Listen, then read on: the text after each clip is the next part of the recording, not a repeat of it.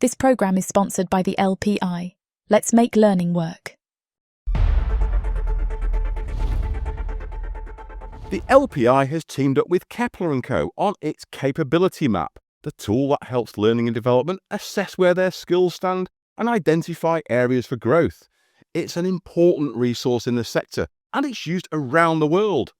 At the start of the year, the LPI released its latest version, built with the help of Kepler and Co.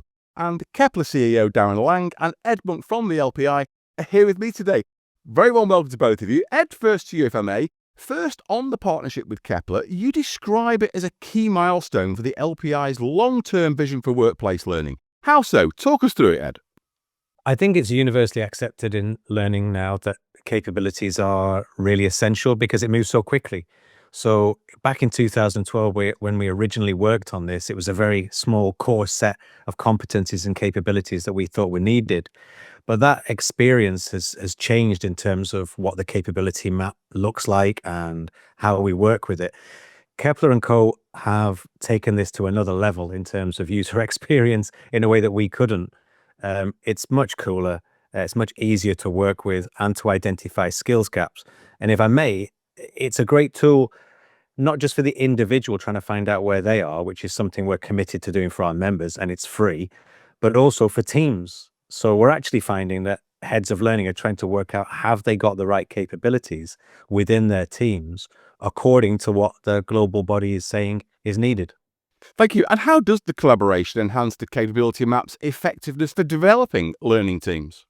On those two levels, really, I mean, for an individual person to try and work out in 2025, maybe where their gaps are with comparative benchmark data, that can be an expensive process, but we are committed to supporting the profession. We have been since we were conceived 30 years ago. That will remain the same. And this is a really important part of it. I think what I didn't expect was the amount of CLOs and heads of learning looking to use this in terms of their entire team's skill sets. But equally, it exists purely for an individual to try and work out, what am I not good at? We know that the weakest skill in the last 3 years was marketing L&D.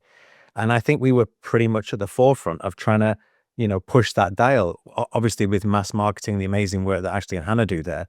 So if we don't know that that's a weakness, it's the old unconscious incompetence to conscious competence, then we don't know what to do about it. And actually, that was a big failing in L&D. So we want to keep doing that, be at the forefront, identify those areas where the skills aren't there, provide comparative data, and obviously highlight successes, organizations that are doing this really well. The example of marketing is a fabulous one. It really shows the power of the capability map. It kind of crept up on us. We weren't aware of it. And through tools like the capability map, it's become a topic that we now know we need to fix in L&D. And yes, you mentioned mass marketing, Hannah and Ashley, and all the great work they're doing there. Darren, to you, how does the partnership improve the capability map's insights and usability?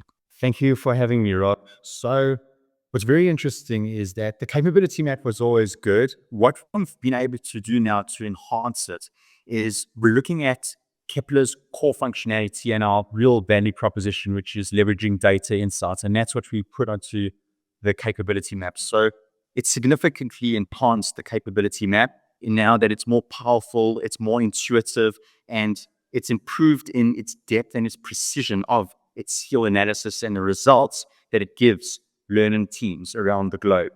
Now, with regards to the actual fundamentals and the building blocks and the academic rigor behind it, we're looking at a lot of expansion with regards to the skills taxonomies that we've embedded within the capability map.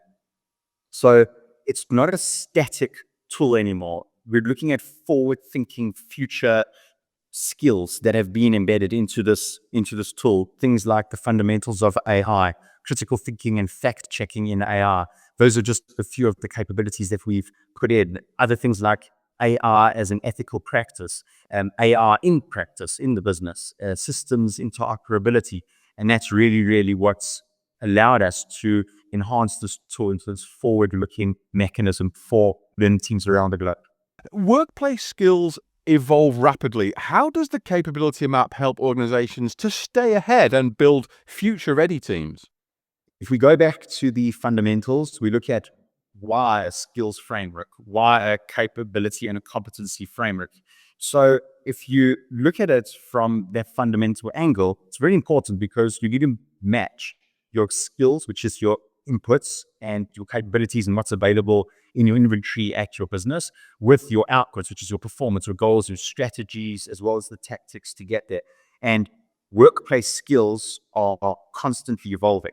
And if we look at workplace skills today, there's a massive gap that's growing because there's shifting business priorities, especially with the growing influence of artificial intelligence and other technological skills and digital competencies. So we want to make sure that these learning teams are able to stay ahead of all of these changes.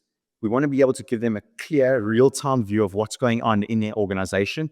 And one of the big standout features, if I can show off a little bit of the updated capability map, is the ability to integrate new developments and skills. So it's always forward-looking with regards to capabilities, never a lagging indicator. And that's what's beautiful and so meaningful for learning professionals around the world. It's very targeted. So the learning professionals will be able to see exactly what's required and relevant for them and their teams. And that's what the capability map's about. It's not just what you get today, it's the enhancements that we bring into the capability map. And the LPR will be able to assist you from a teaming perspective as to how to prepare your organization in the future, whether it's for mobility or succession planning, targeted learning events, whatever it is. The point is that we want to enhance continuous learning by making upskilling engaging and also accessible. Thanks very much, Ed, Darren, for coming on today and sharing all about the capability map. For viewers that haven't already used it, there is a link in the notes to find out more. Ed Monk, Darren Lang, thank you. Thank you. This program is sponsored by the LPI. Let's make learning work.